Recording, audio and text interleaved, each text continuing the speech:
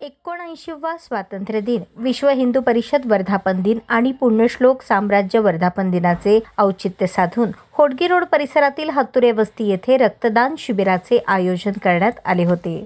या कार्यक्रमाची सुरुवात भारत मातेच्या पूजनाने आणि वंदे मातरम गीताने करण्यात आली। यावेळी आमदार सुभाष देशमुख, शिवसेनेचे जिल्हा प्रमुख अमर पाटील, डॉक्टर राजकुमार पाटील, शिवसेनेच्या अरुणा बेंजरपे, विश्व हिंदू परिषदेचे जयदेव सुरवसे, विहिपचे विभाग सहमंत्री विजयकुमार पिसे, शिवसेना उबाठाचे दत्तात्रय माने, दिनेश कुलकर्णी, उपाध्यक्ष महेश आठवले, बाळासाहेब सावंत, अविनाश बडकुंबे, कुमार सावंत, बसवराज पंचेट्टी, धनंजय कारंडे, सिद्धाराम डोमनाळे आदी उपस्थित होते। यावेळी 52 रक्तदात्यांनी रक्तदान करून आपला सहभाग नोंदवला।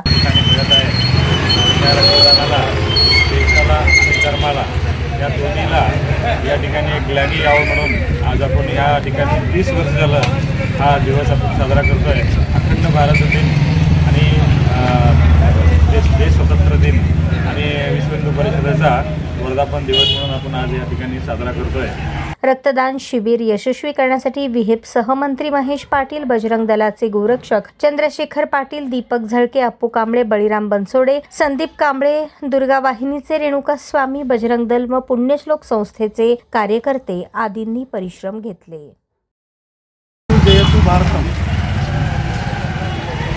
15 ऑगस्ट जन्माष्टमी, ज्ञानेश्वर महाराजांची 750वी जयंती आणि विश्व हिंदू परिषदचा वर्धापन दिन असा एकंदर आज चांगला सुवर्णयोग आलेला आहे। 15 ऑगस्टच्या दिवशी या निमित्ताने विश्व हिंदू परिषद बजरंग दल हनुमान प्रखंडाच्या वतीने